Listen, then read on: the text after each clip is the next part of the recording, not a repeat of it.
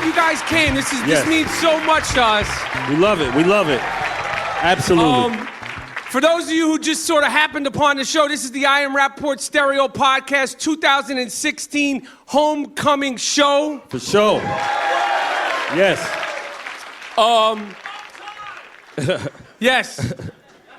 Look at this shit. This is crazy. I can't believe this. Yo, we home, man. This is what it's supposed to be. This is fantastic. So before we start, I just wanted to just thank a couple of people. The Minister of Defense, Mr. Morris. Yes.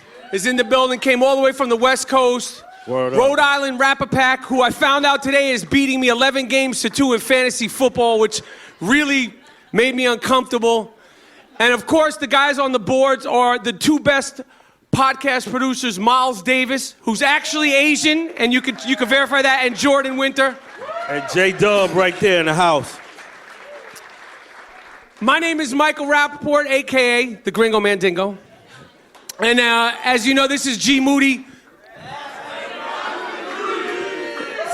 That is correct.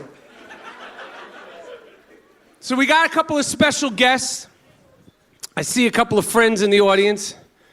What are you pointing at, Jordan?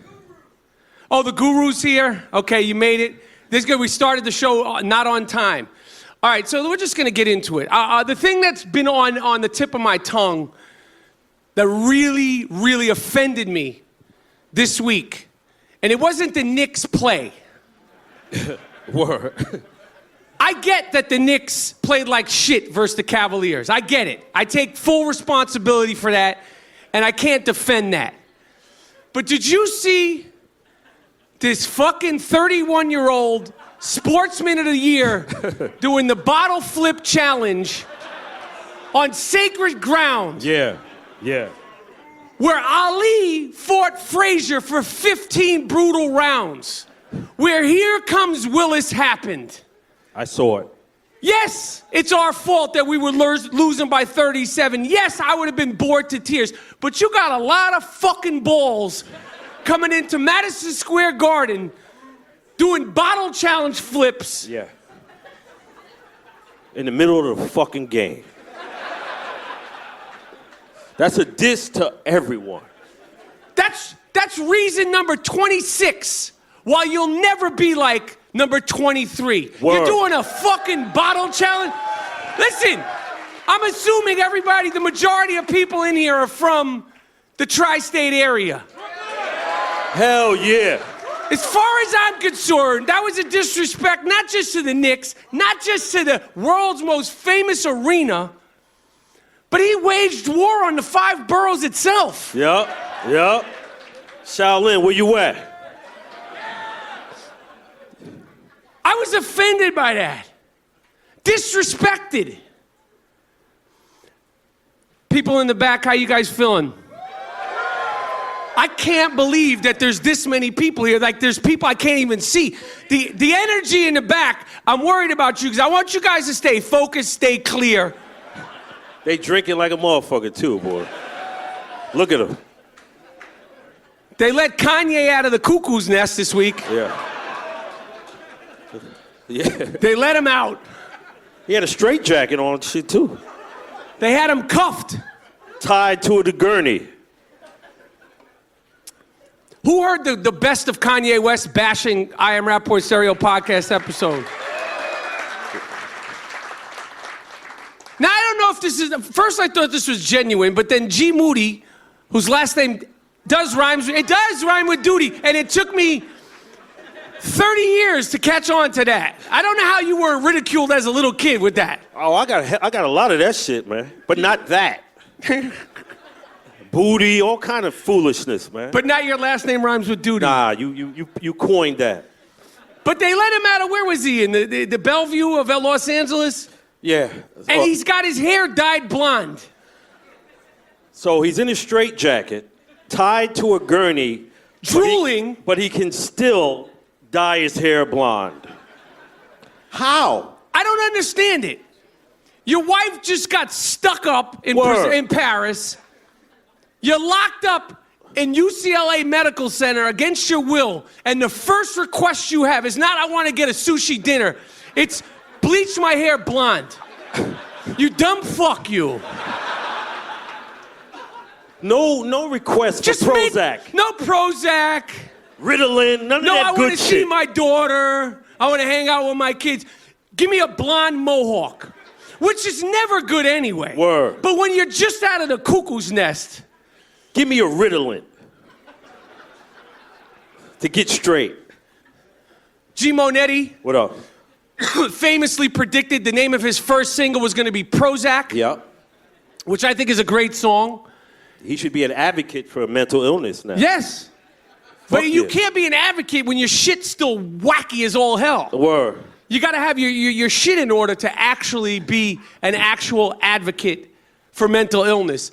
So today on the show, I don't know if you guys are aware of this. You know, one of the segments of the I Am Rapaport Stereo podcast is the sick fuck of the week. Yes.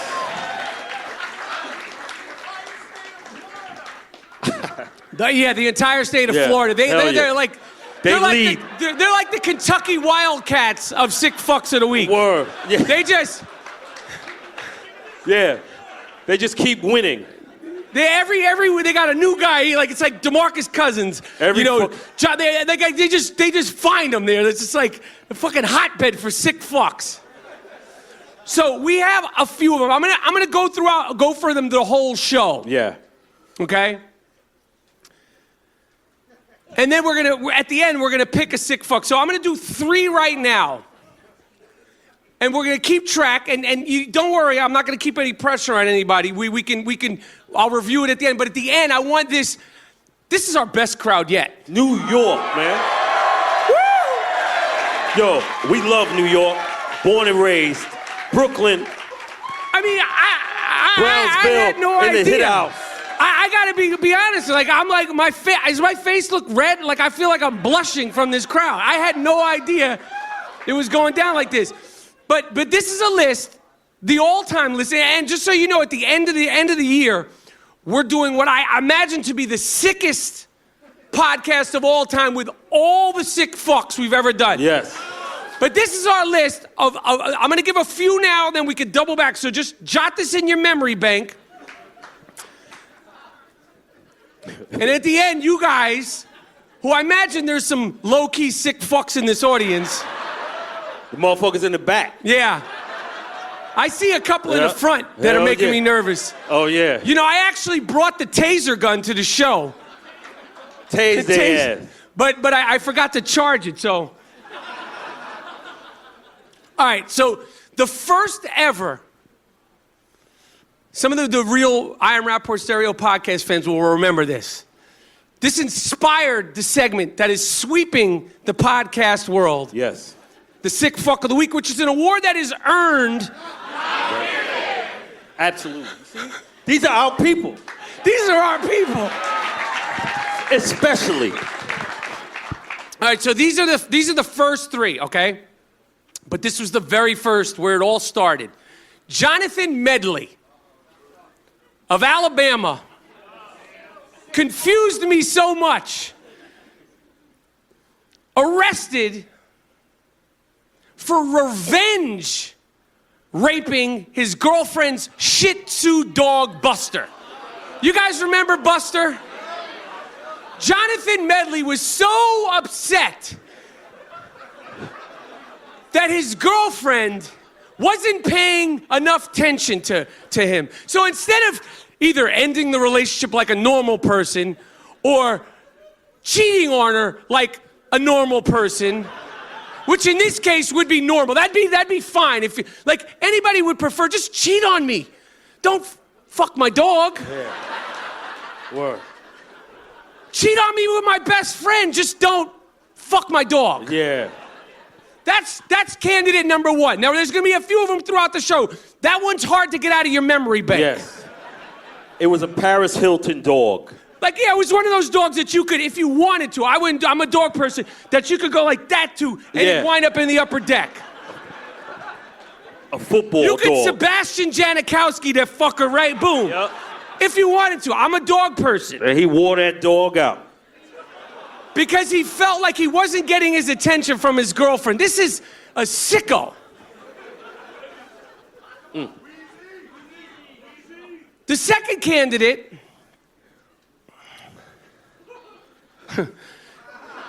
It's very hard to read.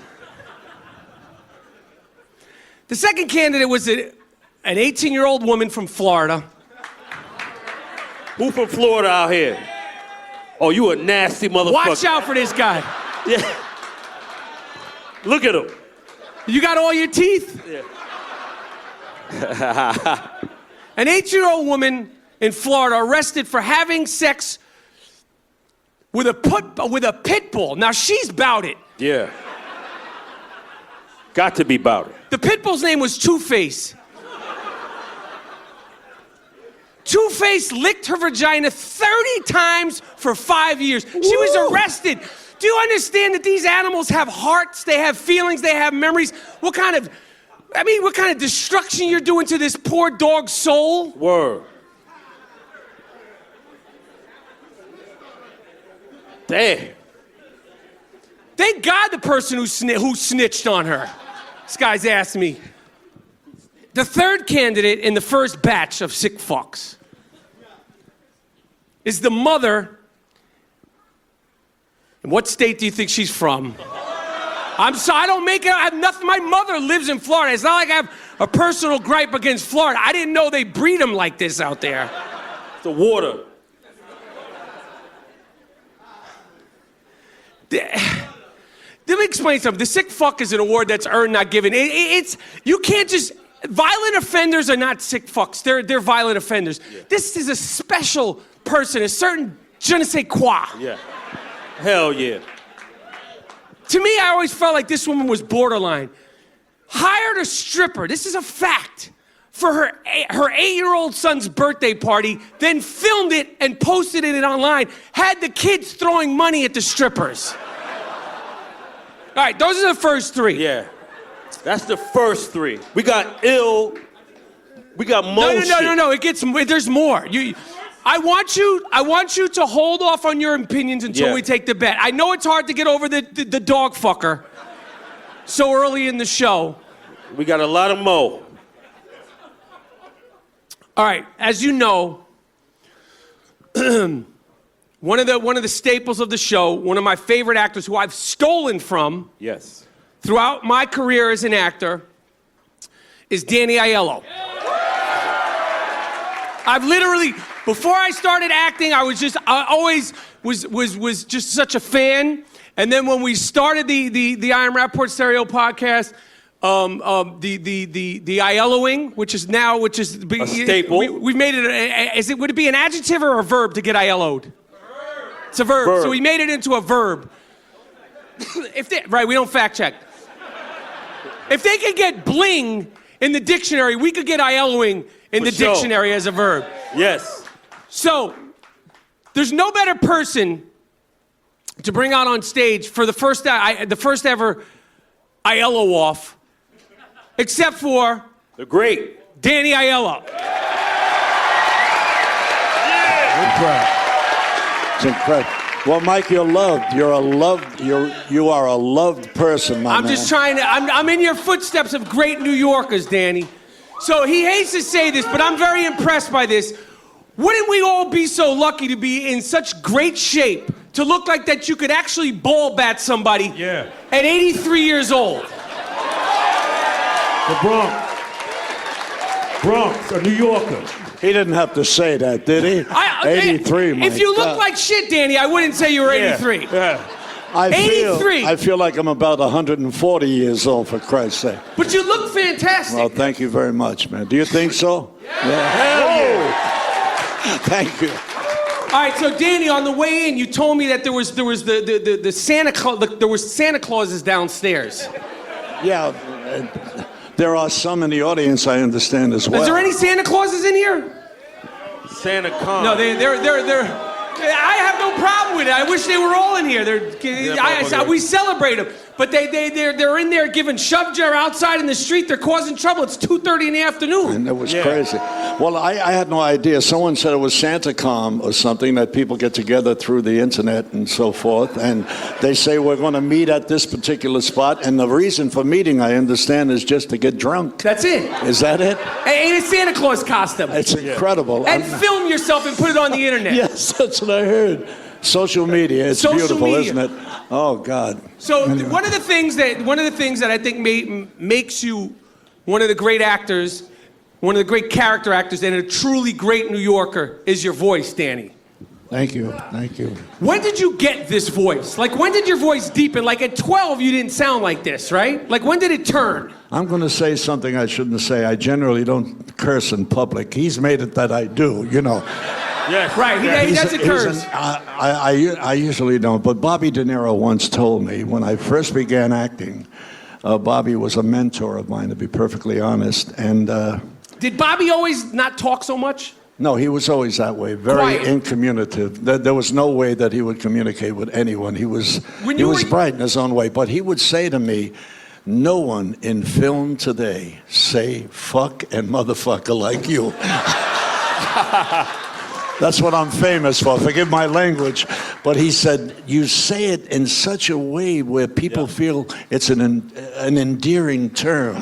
Yeah, absolutely. I certainly never meant it as such when I was saying it. It was usually I was pretty hot and ready to throw a shot, you know, whatever. But anyway. Yes. So Danny, you're doing the show. You do your live shows where you sing. It's more of like a show as opposed to like a zoo fest, which we have here.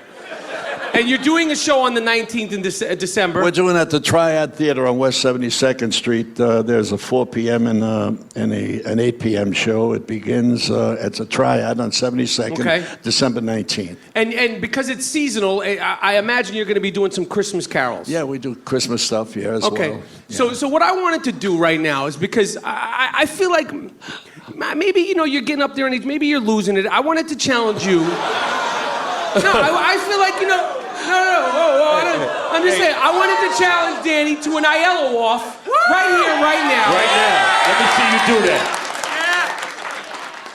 Okay? Right here, right now. The origin. And maybe we sing Rudolph the Red-Nosed Reindeer. Right here live, and we just let the chips fall. Because, Danny, I gotta be honest, I think about it day and night. Like, I gotta get him on stage, and I gotta try to out Aiello, Danny Aiello. Yeah, do it. And I feel like Rudolph the Red-Nosed Reindeer is a friendly song. Before that, I'd like them to hear, some of these days, you're gonna miss me, baby. Some of these days you're gonna feel so lonely.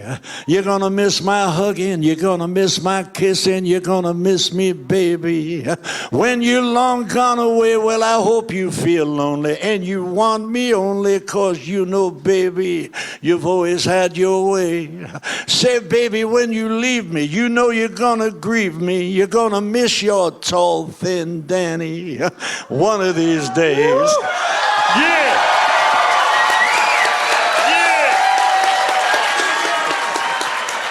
Oh, come on. Well, I can't do that. I love you for doing that. That's fantastic. Yes, hell yeah. Let's do your thing. Let's do it. I mean, you put me to shame. All my dreams, and that was it. You shut me down. I want to hear you singing and cursing at the same time. All right. We're going to do Rudolph the Red-Nosed Reindeer. This is not rehearsed. This is it right here. I think this is going to be a national craze. This is the first ever Aiello off with the actual Danny Aiello right now. We'll do it like a rap battle. Like, Danny will do a verse, and then I'll do a verse. You want to go first, Danny? Rudolph the Red-Nosed Reindeer had a very shiny nose. And Rudolph the Red-Nosed Reindeer had a fucking shiny nose. And if you ever saw him, you would even think it glowed. If you ever saw this cocksucker with this big red nose, you might even say, holy shit, that fucking thing glows. All of the other reindeers used to laugh and call him names. All of the other reindeers, they used to come out and break his fucking balls. Rudolph the Red-Nosed Reindeer, you'll go down in history. Then one shiny Christmas Eve, Santa came to say, Rudolph. Santa came down, he was smoking a fucking cigar. He wobbled his fat ass down the street, and he said, Rudolph, with your nose so bright, Rudolph, won't you guide... dumb fuck! Won't you guide my sleigh tonight? Won't you guide my sleigh tonight? But if you get lost, you dumb fucking red-nosed cocksucker, I'm gonna drop you the fuck off in the South Bronx. You hear me, you red-nosed prick? Oh, yes. Then all the reindeers loved him. They all shouted out with glee. Rudolph the red-nosed reindeer, you'll go down in history.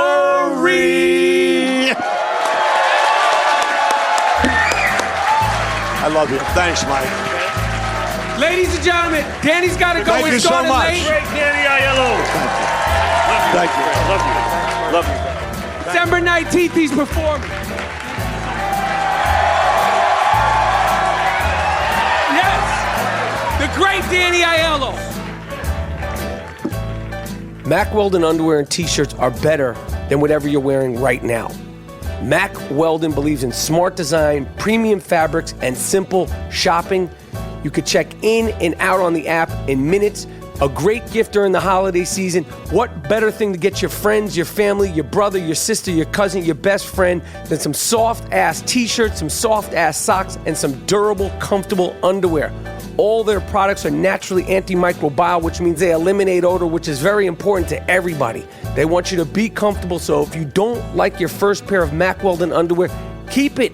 They will refund you everything, no questions asked. That is a guarantee. Not only does Mack Weldon underwear, socks, and shirts look good, they perform well. It's good for working out, going to work, going on dates, or just everyday life. They wash well, and they come out of the dryer the same size as they were when you put them in. Go to MackWeldon.com and get 20% off using the promo code Rapaport. That's Mack Weldon, MackWeldon.com. Get 20% off using the promo code Rapaport. Mack Weldon underwear, t-shirts, and socks are better than whatever you're wearing right now.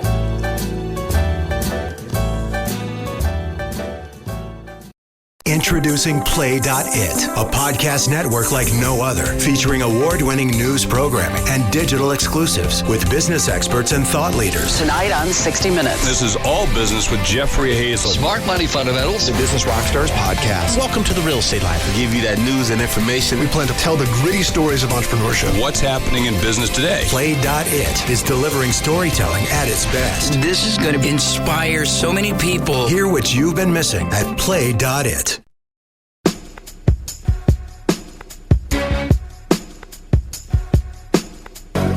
So, G, the Yo, crowd wants to know. What up? What up? I just went for my latest physical. Oh, man. Come on, man. We Come all on, know B. about it. I'm going to do that. It's been 2 years since we started the podcast. Not one time has G. Moody, last name rhymes with duty, gotten a physical. I did Since that. I've known him, going to Rite Aid and putting your fingers on the little machine at Duane Reade is not a physical. Picking up a six-pack of Anheuser-Busch and being like, yo, I'm going to get this physical to shut Rapaport up and putting your arm in, that's not a physical. Yo. We got a doctor here to stick his finger. No, I'm just playing. Oh, word? That would have been a show. Yo. Nah, I'm not doing that. We should have did that. The next live show in New York. You don't want it. If you don't get a physical, the next live show in New York, we're going to do it here on stage. Yo, they got digital physicals now, bitch. Digital physicals. You don't got to do that archaic shit you was doing. Nobody's digging in my fucking ass. It's digital now. All you got to do is say shit.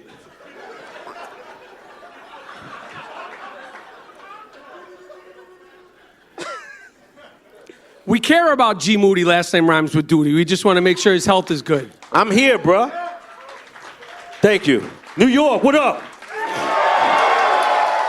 So we met playing ball here right a few blocks away at the Madison Square Boys Club. And lo and behold, that's 1982. Word. So the math is it's 32 years? 34 years? 33? 34. 34 years? Nobody can figure it out. There's not one person in here that can figure that out. All these motherfuckers went to public school.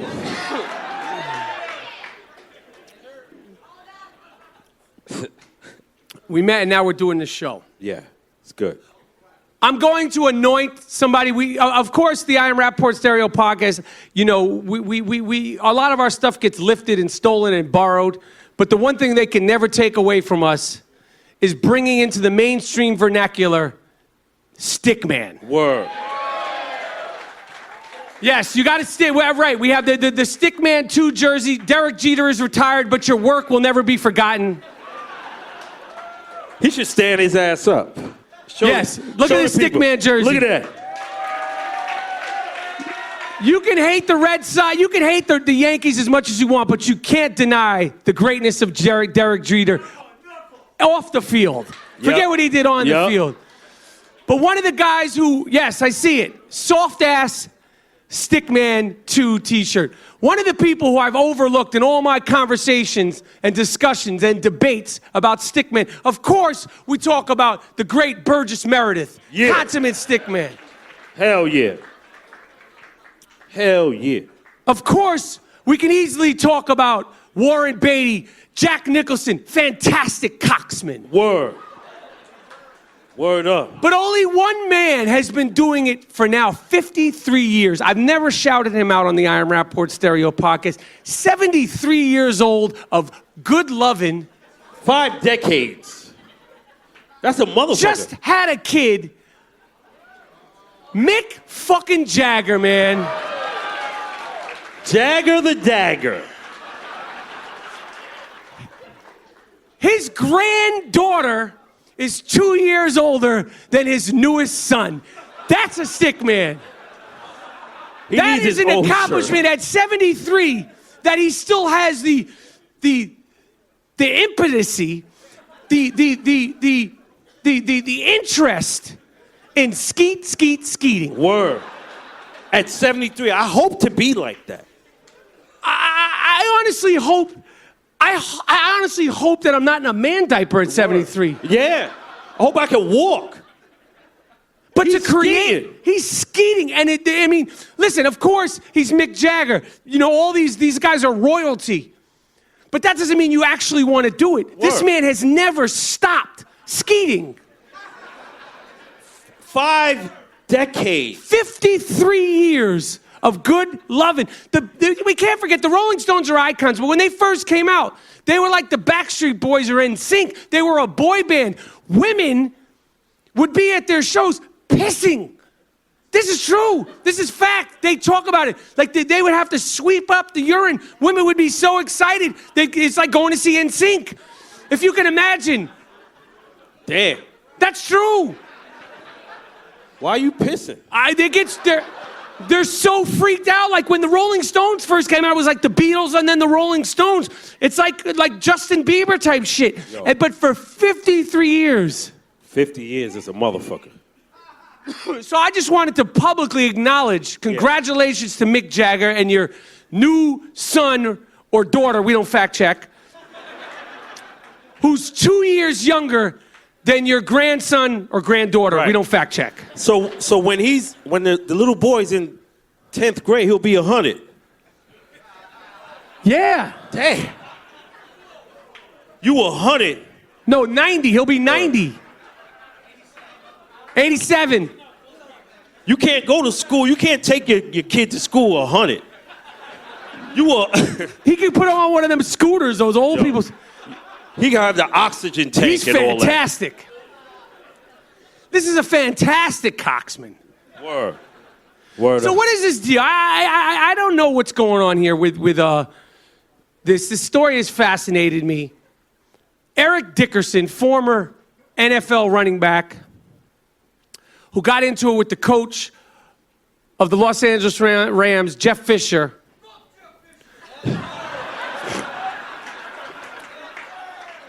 Keep going.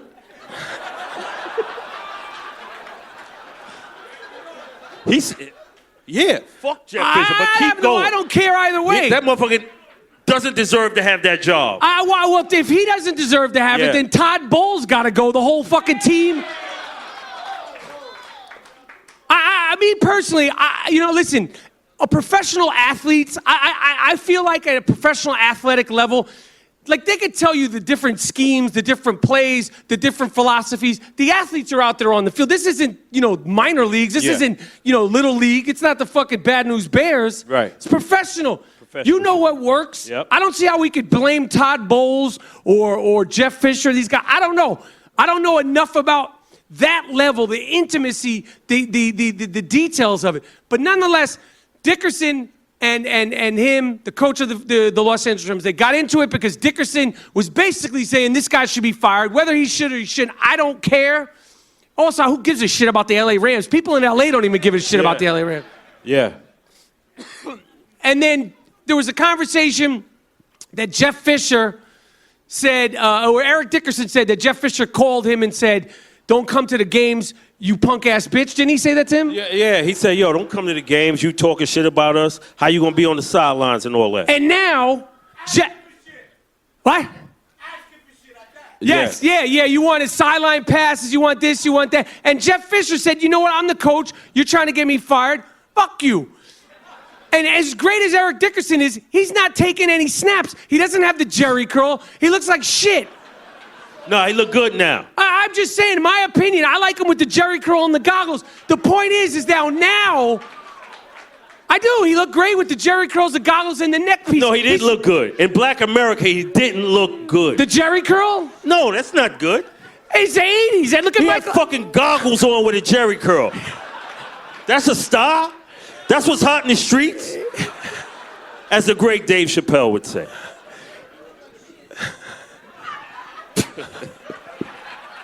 Whether or not he looked good or didn't look good, him streaking down the sideline with that number 29, with the Jerry curls, flipping the Jerry curl juice, is a memory that football fans loved and adored.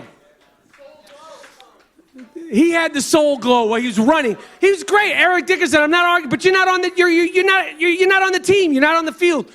But now, Eric Dickerson is saying he's got naked pictures of Jeff Fisher.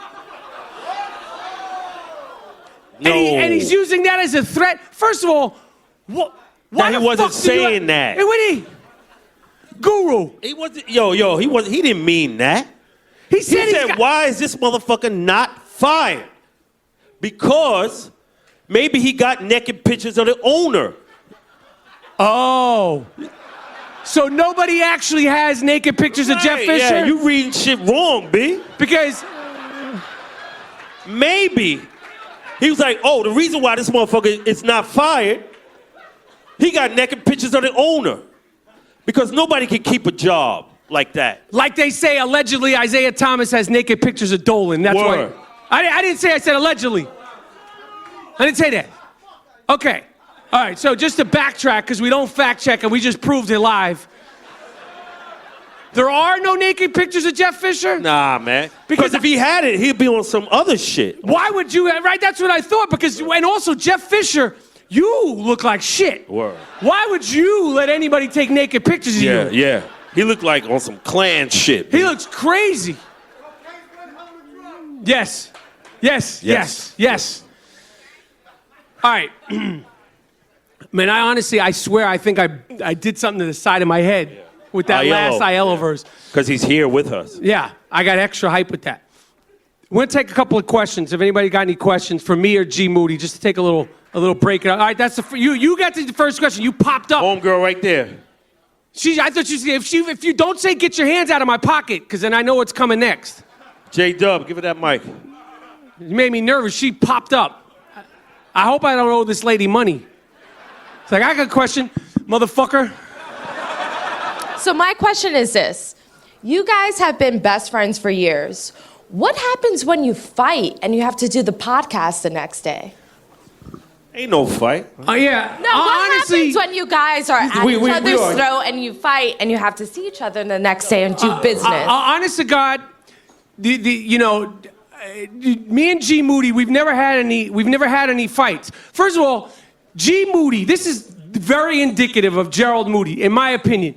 When his nephew was 6, little kids, they'll play around.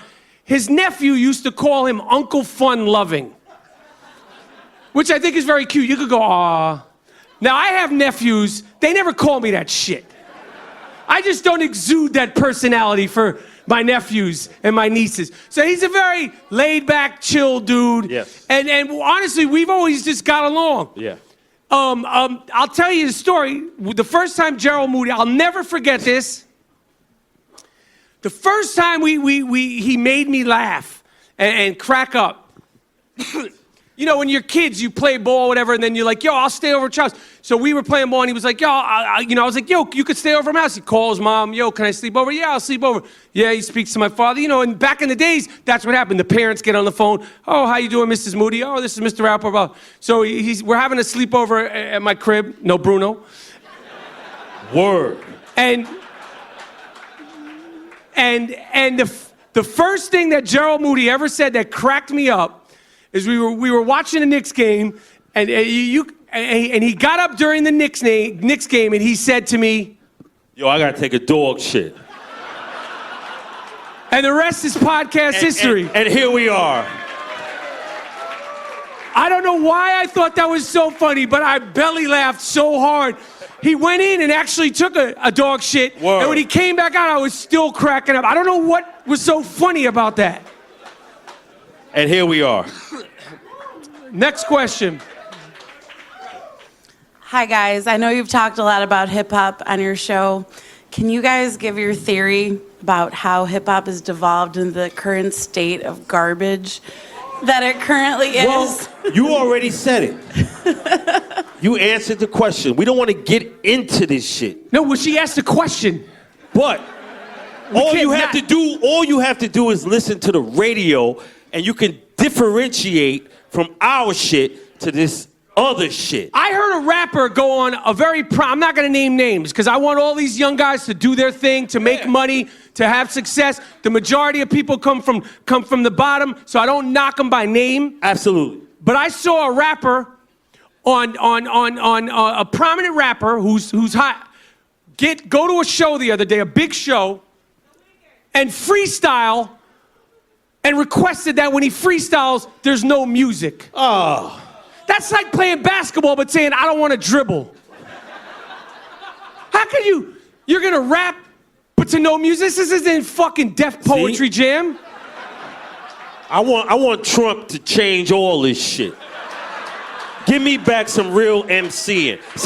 You want Trump to do that? Yeah, because Trump ain't with the political bullshit. He'll tell you. Bullshit.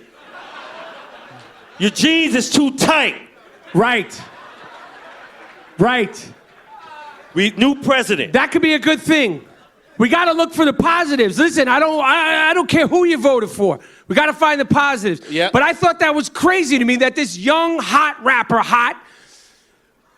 refused to rhyme over music. Literally, like that's like playing soccer, but picking the ball up and be like, I'm playing, and then be like, kick the shit in. We'll take one more question, then I want to do all the way in the back. What should the Knicks do to get better in the next few seasons? All right, well, you know what? Instead of me answering that question, I'm going to bring somebody up to the stage. I'm going to bring somebody up to the stage that I just met right before the show, who I love online. I literally met him online, and it was like, I felt like there was a kinship right there.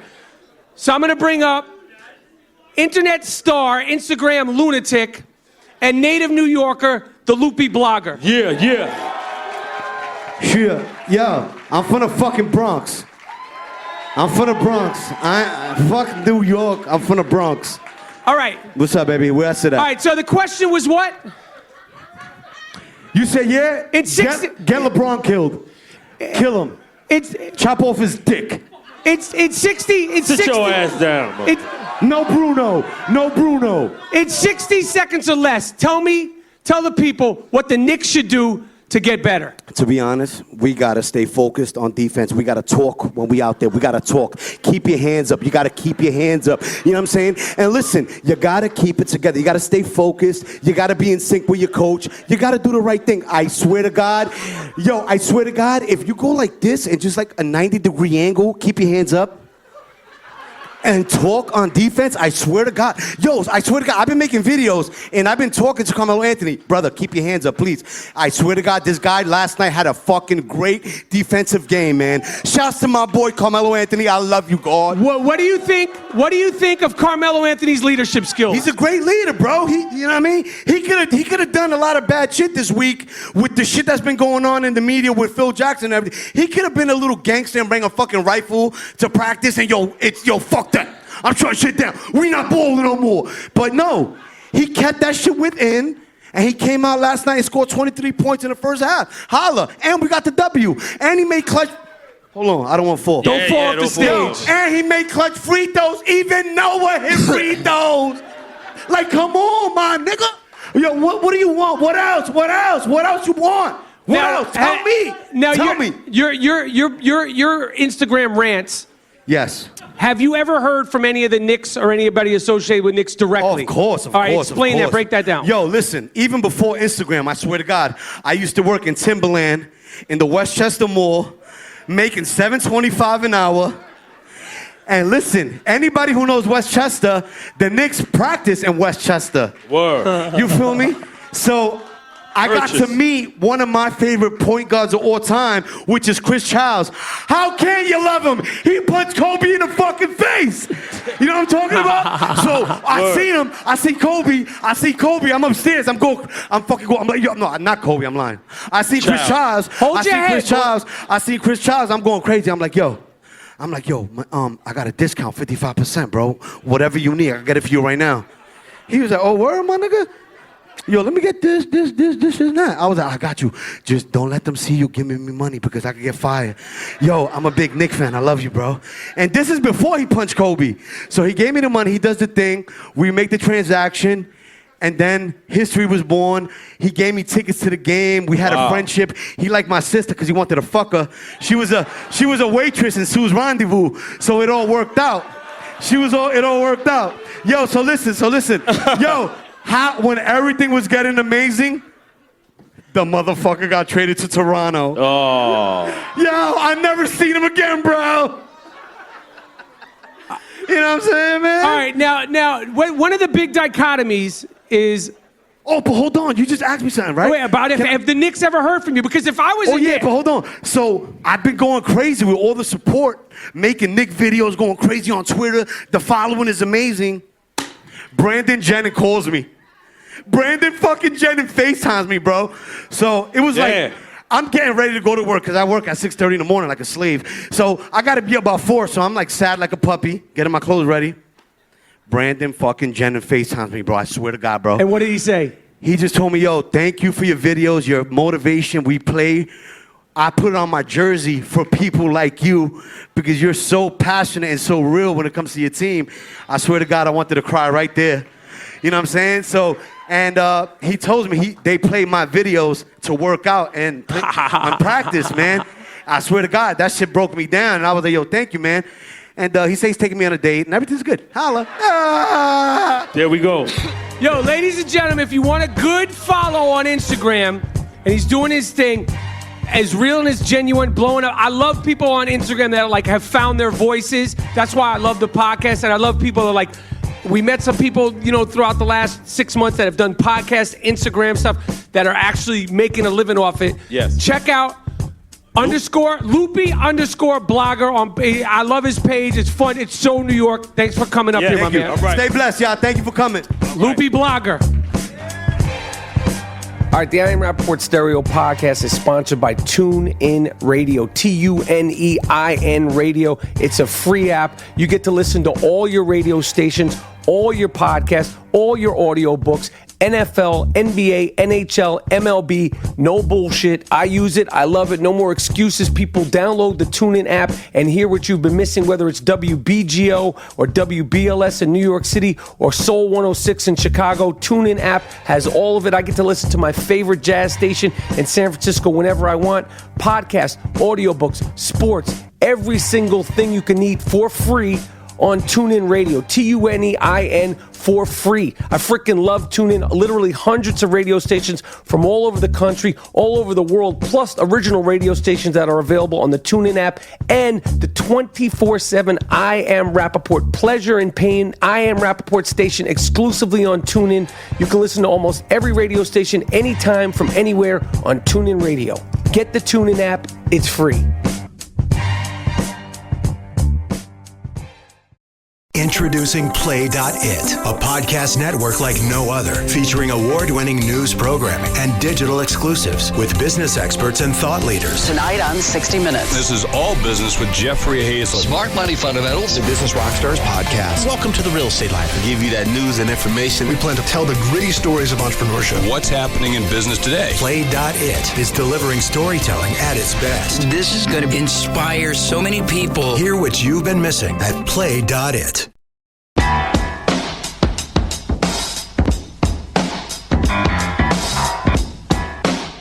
The next three candidates from the 2016 sickest fuck of the year. This guy, we should have put him last because don't judge, don't make your decision now because this guy is going to be hard to top. It's shocking that we shouldn't have, I'll do it because this is the order. From episode 150. This guy's Hall of Fame of sick fucks. A gentleman named, I call him a sick fuck, a gentleman Not named. a gentleman. Savage. Malcolm Brenner. Barbarian. Does that name ring any bells? Nah. Do you have a pet dolphin? Claimed to have consensual sex with a dolphin. Woo. He also had an encounter with a dog. Don't let him into your local zoo. He would have dates with the dolphins. He would show up and claimed afterwards that the dolphin enjoyed it and it was consensual. Yeah. The fact that you actually think he was able to talk to him with the clicks.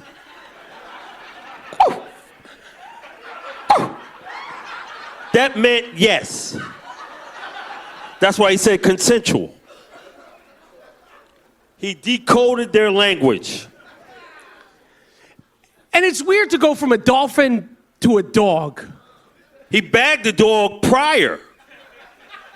He speaks 3 languages. And he's trisexual. Word. Candidate number 5 from episode 162 was so hard up to find a relationship. All her relationships have gone bad. Mm-hmm. Said the best sex she's ever had is with her tree. Yep.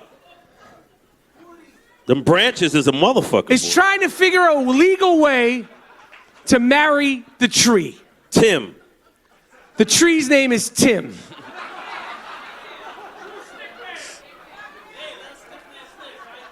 See? She couldn't meet nobody. I have no problems with Tim. I have problems with her. Yeah. Candidate number 6 from episode 172. We actually went to this place. It's true. Honestly, we don't fact check at the I Am Rapaport show, but we do try to fact check the sick fucks just for legal reasons. Yeah. There's an actual store in Illinois. We saw it. Tykables opened in Illinois. It's a store. Adult baby syndrome. The patrons and the customers and the employees walk around wearing diapers and shit themselves. They want to be treated as children. Yeah. That's number 6. Listen, don't cast your vote yet. Not yet. We got a lot of more. They're called millennials. And he got a diaper on. How you know? Look at his jeans. His jeans is all fluffed out. The motherfucker is here wearing. Oh. Okay, all right. All right. There now. seems to be some sort of serial stuff going on with teachers and students. Mm-hmm. I'm sure one of them will make it into the sickos. Yeah, they got to be next. But the latest one, I had mixed feelings about this because Gerald, you said I've been to a different school. I feel like I'm in school, right? It feels like a high school environment. I went to a different school from the 3rd grade to the 12th grade. I came across probably more teachers than everybody in this room. I never had a teacher proposition me for any sort of date, any sort of interest. They wanted me out of the classroom. Now, every time you read the newspaper, it's commonplace. Usually a female teacher, and shockingly, they're mild to pretty good-looking female teachers that are having relations with students. Weekly. Last week, we documented a story by a teacher. We called her Jill the Thrill. Who, on a plane, on a field trip, would not leave this one young guy to South Africa. So it was like a 15-hour flight. On the way back. Multiple times with this one student. Gave him 3 mic checks. Choked his chicken. This is in when the pilot darkens the cabin. And this is a teacher. This is an extraordinary flight. I call that the greatest class trip of all time. Can you, guys in here, can you imagine that? You're 17 now. If it's a young kid, it's one thing, but 17, 18 years old. You fair game. Ain't no refractory period either. You're not going down after the first choking. Oh no, you're like and that's the teacher. The teacher. Shit. Another teacher just got arrested this week in Dallas. A substitute teacher. The sub said, "I'm with it." Fallon Hunt. This is a real person. So her name is Fallon. Well, you should trust this one because this woman found the mother of this student. They keep the kids' names private. Found all the text messages. The kid was referring to the teacher, the grown woman, as wifey. Woo! He bagged her big time. I wish I could have done them. What the fuck is it going on here? Come around the way with your teacher. Can you imagine? Like if you show up, you're walking down the street. Mrs. Krupski, holding her hand. So we don't expect you to fail any test. No. That should be a given. Yeah, I get all the grades. I want straight up hundreds. Ain't no 99s. Give me an A- every now and then so they don't catch on. Word. I don't understand it. Did you ever have any teachers proposition you? No, I still be with her. We be married. Think about it. I'm 15, and homegirl is 33. And she said, I like you, and we do everything Money did. She's my wife. How could she not be? I've never had sex. You turned me out. You're my wife. We're together for life. Forever. And you got me through high school. Word. On a curve. If you know what I mean. We'll take some questions from the people.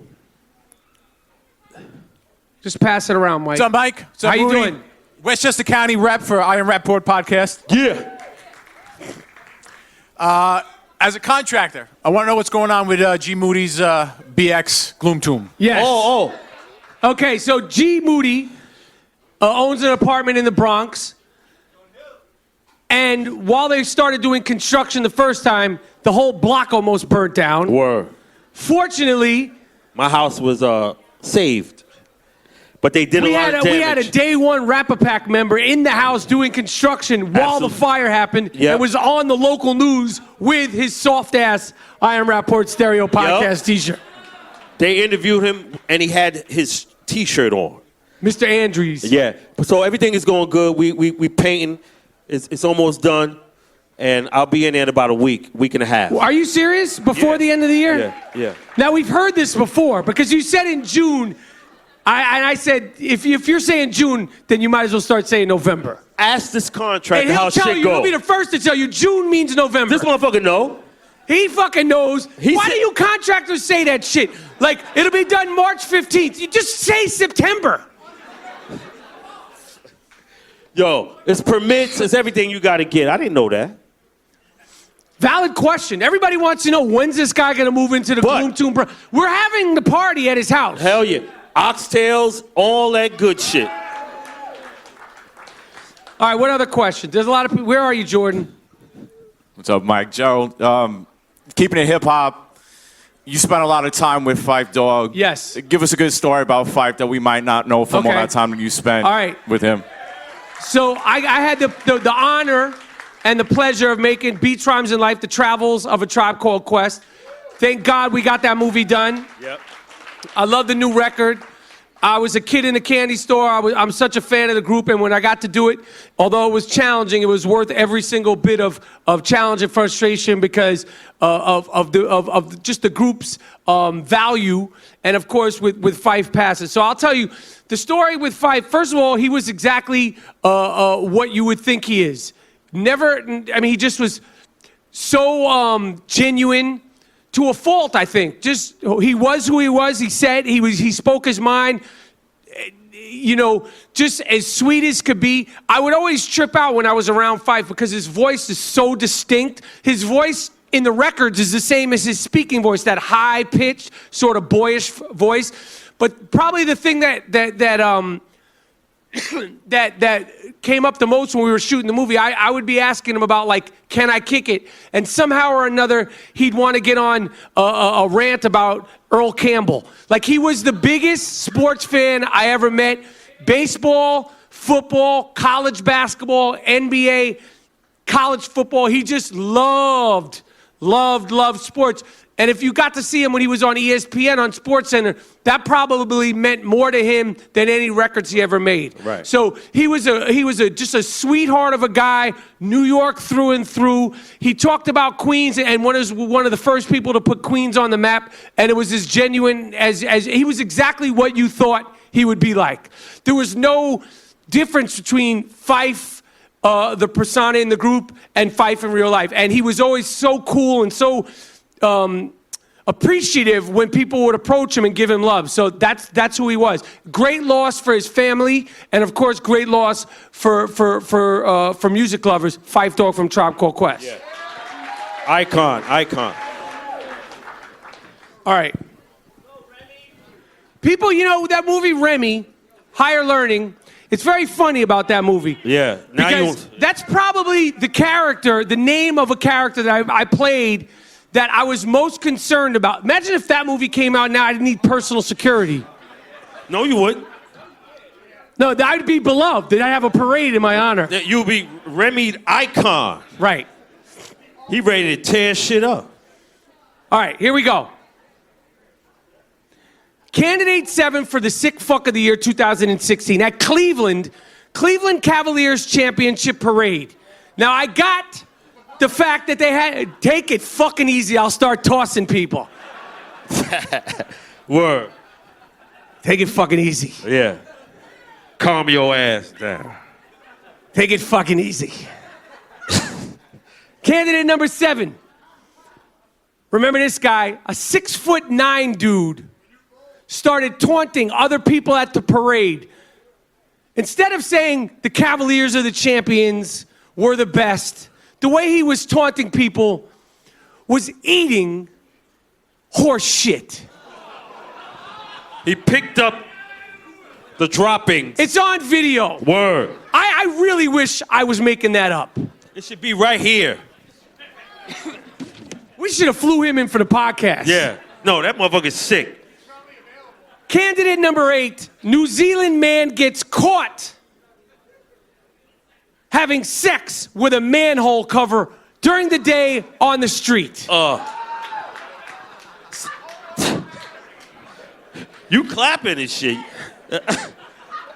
Candidate number 9, Freddie Wadsworth, from the second most documented city, Georgia. The state of Georgia, the glorious state of Georgia. Not as rapid as Florida, but they're coming.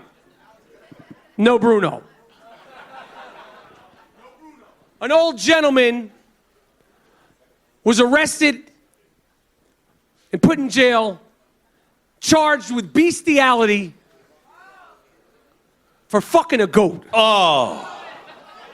They going after the animals now, B. You know, the thing is that the bestiality people are going to cause us to have another segment. Candidate number 10 from episode 190, New Mexico, a mother and her son she had given up for adoption, but then met her son later. In the bar. Fell in love, and are in a sexual relationship. Like she didn't know that was her son that she gave up and met him in a bar and took him to the telly. And they were in the telly. And gave him skull. Mom Dukes. You's a nasty motherfucker, man. You one of the worst human beings ever to grace our planet. So offensive. That's terrible. I don't understand how your mind could be so gone from what's right and what's wrong. That ooh-wee.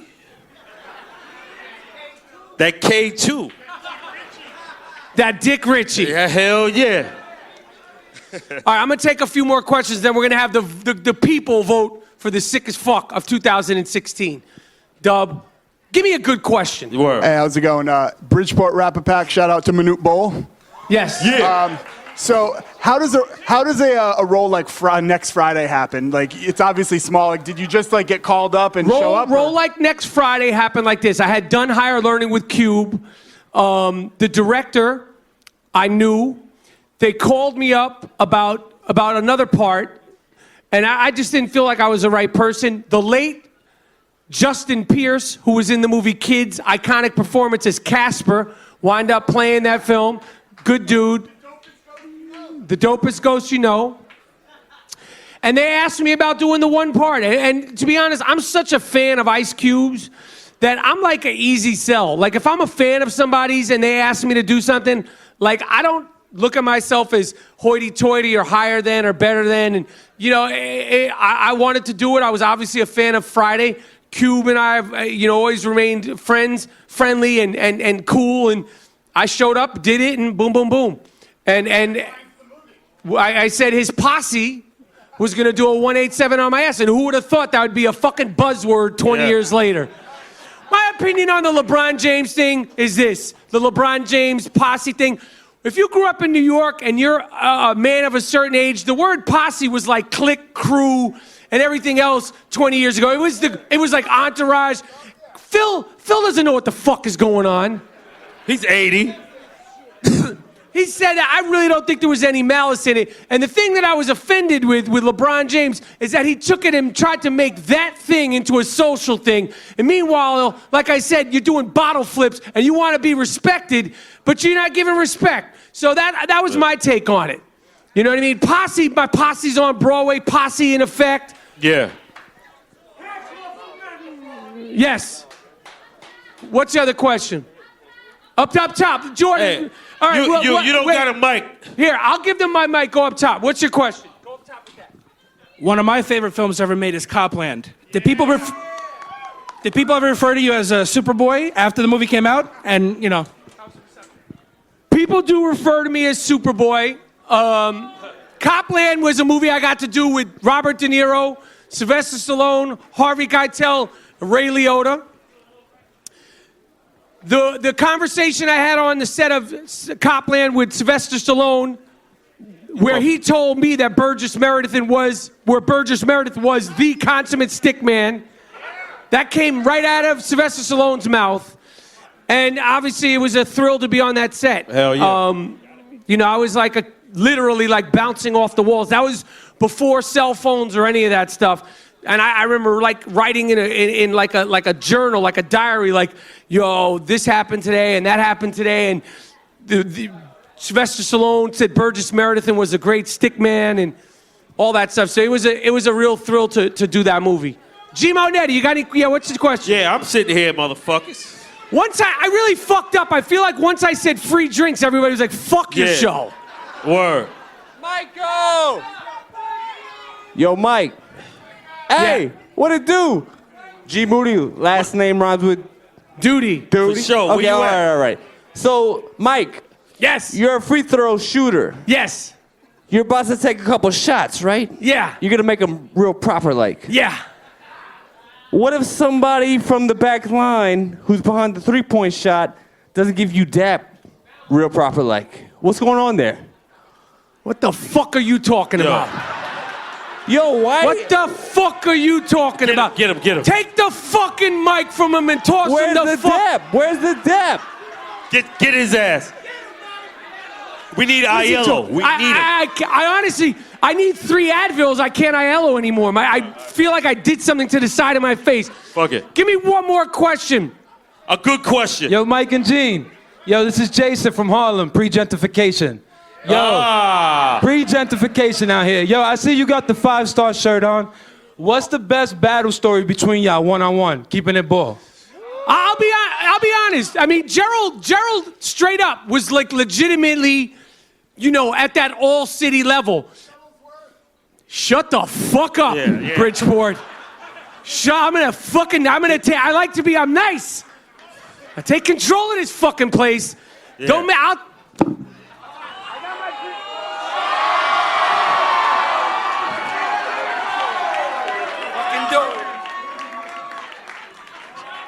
Show your ass, man. Show. Let them know. Learn these motherfuckers out here tonight. Fucking guy's gone nuts in here. No, but we never played one-on-one in our prime. I would beat Gerald in one-on-one, but that's just because we play like all his best shit. Like I knew because we played together. Yeah, so but much. as far as a player, there wasn't even a comparison. Like Gerald wasn't at that elite level, but he was at that elite level. Yeah. Straight up. So we still keep it open. We haven't put this out there. Any other podcast that wants a 2-on-2 with me and Moody, even Jalen and Jacoby. Because if Jalen doesn't score all the points, we'll crack that ass. No doubt. Brooklyn. Although I am concerned about you, G. No, I'm good. I done lost weight without running. A lot of motherfuckers be out there running and doing all kind of shit. 2-on-2, any other podcast, we got eating. him. All right, one other question, Dub. Well, you already asked the question. Go ahead, motherfucker. Mike, what happens if LeBron plays that the water bottle flip challenge against the Detroit Bad Boys? Does he make it out the city? Listen, they kick the shit out of that. Yeah, they knock his ass out. Yeah, I like that question. Yeah, that's a good question. Yeah. He wouldn't do it. He would do that. Rick Mahorn. I'll tell you a story. Isaiah. I played in a basketball game, the first annual Rock and Jock. And Rick Mahorn, we were shooting around before the game, and Rick Mahorn, I was playing around with him like, yeah, I got you, Rick. He literally did like this, I swear. He picked me up and went like this. You know how you do like a little kid? He went like this to me and like launched me. Now, it wasn't like he threw me 5 feet, but I did that. So. Self-explanatory. All right. All right, one more question here. Are you seriously watching The Housewives, and who's your favorite? Oh, that's all they want to hear. As much as I love to talk about hip-hop, as much as I love to talk about fantasy football, you done lost me. I totally love The Housewives just as much. Which ones? Don't ask me how it happened, but it really happened from football. There was my girl, she watches them. And there's an upstairs TV and a downstairs TV. So on Sundays, when the Housewives start, I would still be downstairs watching the late football game. And I can't remember the game, but something happened. And I went up early and I was like, fuck it. She said, well, I'm not watching the game. I said, no, watch your show. And it was a Real Housewives of New York. And the first housewife I took to was Bethany. And I was just like, what's her... And I just, like any great soap opera, because in my opinion, you could, if you don't watch the show, you could be like, that's stupid, it's this. But in my opinion, the housewives shows are exactly why television was invented. And I say this to them, it's brainless, harmless entertainment. And that's why they're so popular. And they're like soap operas. You get engulfed in these relationships. And let me tell you something, they say it's fake. If that was fake, those people would be professional actors. Marlon Brando wishes he was as entertaining as Nene Leakes. And on his best day, Robert De Niro can't hold a candle to Bethany Frankel when she's going nuts. So that's what it is. Like, it's just mindless entertainment, fun. It's harmless. And I love watching the shows. And like I've said before, I will literally applaud the television when the shit's over, because I'm like, that is why the person, we don't fact check, whoever he is, who created the television, created TV for the Housewives. I'll say it to anybody. I put those shows up with the greatest shows of all time as far as pure entertainment. I'm Sopranos for life, Mad Men, but a great episode of the Housewives will entertain you just as much. Wow. That's it. Hey, what about the Casper? Oh, all right. And the sick fuck. We know we got to coin that.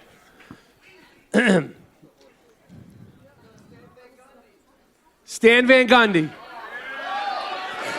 You're gonna burst your head, motherfucker. Huh? Your head's gonna explode. Do it. Give him a little son. All right. I'm gonna try to do Stan Van Gundy, Alphabet City. Looking for some Dexatrim this morning. Does anybody know where the Detroit playing tonight? I'll just make it up. All right. Go ahead. We were supposed to be in Utah to play the Jazz, but I took the jet to the city. I got banged up in Alphabet City last night. I was looking for some butane and Dexatrim. Everybody says Alphabet City's gentrified. I gotta tell you, I ran into a whore down in Alphabet City. She was fantastic. My brother Jeff, he told me, he said, listen, there's a whorehouse on Avenue B. It's like a throwback place. I'm walking, I'm banged up. I had Andre Drummond with me. He's like a fucking security guard. Next thing you know, I see these cocksuckers in Santa Claus uniforms. I pull the beard off, it's Dan Issel. I say, Dan, what the fuck are you doing? He doesn't recognize me. He's been huffing helium all night. He takes a swing at me. I say, Dan, it's me, you cocksucker. Your Santa hat just fell off. He says, you motherfucker, you. That's my impromptu Stan Van Gundy and Alphabet City. Yeah. All right, I'm gonna give away. Now listen, we're gonna give away something special right now, but I want to give it to somebody who truly needs it and who wants it and can appreciate it. I have no idea how I'm gonna figure this out. Back problem. Now think about this. First of all, who lives in the 5 boroughs? If you live in the...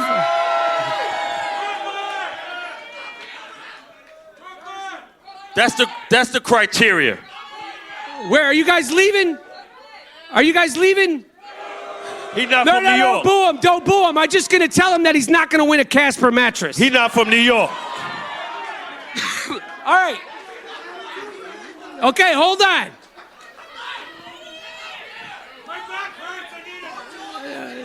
Calm the fuck down. Where, B-Bat, where are you?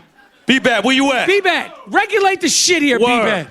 Brownsville, where you at? Nothing. This guy's, look at him. He's like hopped up on Kool-Aid. Yeah.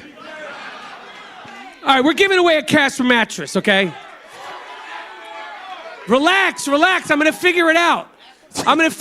Here's this. Okay. Just don't say anything. Who would sincerely like and use a Casper mattress? Just raise your hand. Okay. All right, now I'm gonna wean it out. Hold on. Who from these people, if you don't have it, who has their hands up, who would actually like a Casper mattress? Okay, shut the fuck up. Word. Who from this group whose people's hands are raised has kids? Okay, now whoever has kids, keep your hand up. 3 kids. You win the mattress. Yo, yeah. We only had 1 mattress. You're the guy, you have 3 kids. We could only give away 1 mattress. It was him. Shut the fuck up. Word. We'll give your ass a quilt. And if anybody wants some more kids, talk to G. Moody. He'll be at Gun Hill Road. All right, you know, the Iron Rapaport Stereo Podcast is proudly sponsored by Casper Mattress. Casper Mattress is an obsessively engineered mattress at a shockingly fair price. Time Magazine named it one of the best inventions of 2015. You could try a Casper mattress for 100 nights risk-free in your own home. If you don't love it, they will pick it up and refund you everything. They have Casper mattresses for dogs, sheets, pillows, and the best mattresses in the world. You could get a king-size mattress for just $950. Buying a Casper mattress is completely risk-free. Go to www.casper.com/Rapaport. Get $50 towards any mattress purchase by visiting www.casper.com/Rapaport. Use the promo code Rapaport. Terms and conditions apply. Casper mattress, sheets, and pillows. I sleep on it, and I sleep on it like a baby every single night. All right. It's come time for you, the people, to collectively vote for the sick fuck of the year. The last 3 candidates are... No, I gotta give 3 more candidates. We got 3 more. Jesus fucking Christ. Candidate number 11. Tallahassee, Florida, man. Of course. I'm sorry. It's the motherfucker with the members only jacket. Read to his ass. Have him read. Tallahassee, Florida, man, was arrested. This is true. I hate to be offensive. I feel like doing it live, you're judging me more than you do on the podcast. Okay, no, I feel there's some judgment. Is this, which side, is this side judgmental? They good money. Okay, all right, I'm just making sure because I feel like you guys are like, oh. They good money. What do we do with the political correct police? You shouldn't be in here if you're part of the political correct police. Was arrested for no reason. He decided to pour a cup of semen on a woman in a local restaurant. Poured it on her neck. He didn't know her. He had no connection to her. It was just because. Lock him up. Lock him up. You don't get out for that. Word. Can you imagine if you're at your local diner, possibly on a date with G. Moody, and some guy comes over and douses you with a cup of that dirty milk? You get locked up. Shh. I'm telling this sick fuck, and then we're gonna vote it, and then we gotta get the fuck out of here before they throw us out. Word. Candidate number 12 from episode 225. Matthew Luckhurst. Hey, your luck ran out this time, asshole. A police officer from San Antonio decided to feed the homeless. On this particular day, he fed a homeless man literally a shit sandwich. Stay focused, people. The last candidate. I feel like the judgment is coming. It's not me, it's the sick fucks from episode 225. It's not us. Candidate 13 for a baker's dozen. This is 13. A woman in Taiwan went into a convenience store, told, no ma'am, you can't use the bathroom. Now, I understand that. Some places they don't want you to use the bathroom. It's for customers only. It could be only for staff only. So she jumped on the counter, pissed in a cup. That's not what got her the candidate. Then drank it in protest. Lord, son. All right, now listen. By a round of applause, Jordan, you got to hear a witness who's the number ones. The Shih Tzu dog raper. Number 2, the woman who was having sex with her dog, the pit bull Two-Face. Not creative enough, I know. The mother in Tampa who had the strip party for the 8-year-old. Mother of the year, but not sick fuck of the year. I got it. Number 4, Malcolm Brenner, the dolphin fucker. Oh, in contention. Okay, we have our first leader. He beat the Shih Tzu raper. And I don't use that word with any jokes. Yeah. He really did. That Shih Tzu did not want it. Hell yeah. Get it fixed. That Shih Tzu did not want it, my friend, regardless of what you thought in your head. Number 5 is the woman who has the sex with the tree named Tim. Tykeable Stores, number 7. The next person, a candidate, is not the dog shit eater, the horse shit eater. Word. From the parade in Cleveland. Think about that. On the parade, the Knicks won the parade. Somebody picks up horse shit and eats it in front of your face. I mean, it's a good day. They won the championship. Think about that. Candidate 8 from the New Zealand man who got caught humping the man cover in broad daylight, butt-ass naked. He fucked the sewer. Think about these things, man. Candidate 9, Freddie Wadsworth, the old guy that was charged for fucking a goat. Oh, that's nothing, huh? No, he gets no votes. Motherfuckers don't even clap. Where are we at as a society that gets no votes? Motherfucker fucking a sewer, nobody clap. Shame on you. Shame on you. Word. You're out of order. You're out of order. That's right. This whole court's out of order. Word. Nothing. You don't even bat an eye at that. No. Somebody fucking a sewer, no clap. No, and the guy fucks a goat. It's just like, nah, that's nothing. I see that all the time. Candidate, the New Mexico mother and son.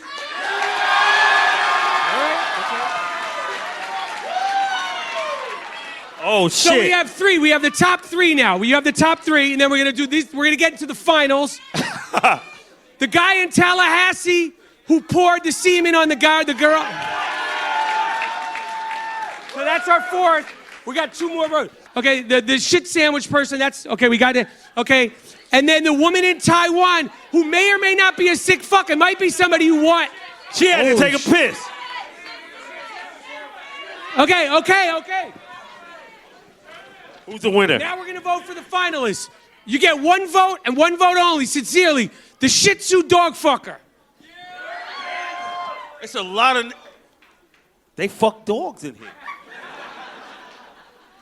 The Tallahassee man who poured the semen on the unbeknown customer.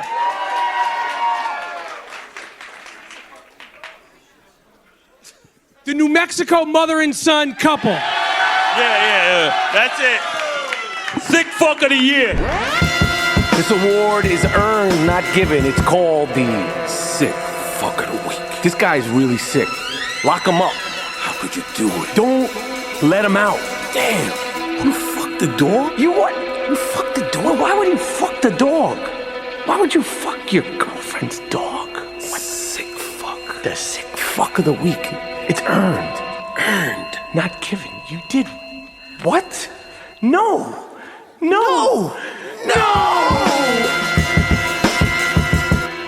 All right. Now listen, we do things. I said this before. People think it's a joke. No disrespect to any of the other podcasts. There's so many good ones with so many talented people. Yep. Some are famous, some are not. We love them all. We respect them all. We are competitive by nature in the most friendly hip-hop way. We like to treat it like a battle. G. Moody earned the 2015 Podcast of the Year award. Yeah. New York, Brooklyn in the house. By predicting Donald Trump would win the presidency, the only person who did it on a podcast first. Don't be fooled by Seth Meyers and these fucking guys. The guy who did it is from Brownsville. And the line of the second quarter of the year predicting that Kanye's first single would be called Prozac. sealed the deal. We're publicly presenting with G. Monetti, G. Moody, last name, with the 2016 Podcast Co-Host of the Year trophy. There you go, buddy. There you go, buddy. Hold that up, right? Hold that up. You know what it is. Well deserved. Well deserved. B-Ville, Howard House is in the place. Hold it up over your head. Hold it up. G. Monetti in the Thank place. What's the deal? New York. Who do you want to thank? Who are you thanking? You thank your mother, you thank God. I thank all up in the video. I thank my man Rapaport for doing all this, putting me down with this, and me and my man. It's Joey Boots here. Say hello to Joey Boots. The world famous Joey Boots. Ebony, Underwood, everybody, man. All my fans. How do you feel winning the 2000? You're back-to-back champion, 2016 podcast co-host. I don't give a shit. No disrespect to any other podcast. Nobody does it like G. Moody. Last name rhymes with duty. That is for sure. He's the Black Ed McMahon. All right. On that note, listen. We're gonna get out of here. I'm gonna take a little break. Take a couple of Advil. If anybody wants to take pictures, hang out. Please don't cheat me. The last round of drinks, that whole round, everybody can get one round of drink on me. We're hanging out. From the bottom of our heart, we are so proud to be doing this shit here in New York. Absolutely. It's the I Am Rapaport Stereo Podcast. We love it. We love New York. The I Am Rapaport Stereo Podcast. Live. You down with Rapaport? Yes, I am. Down with Rapaport.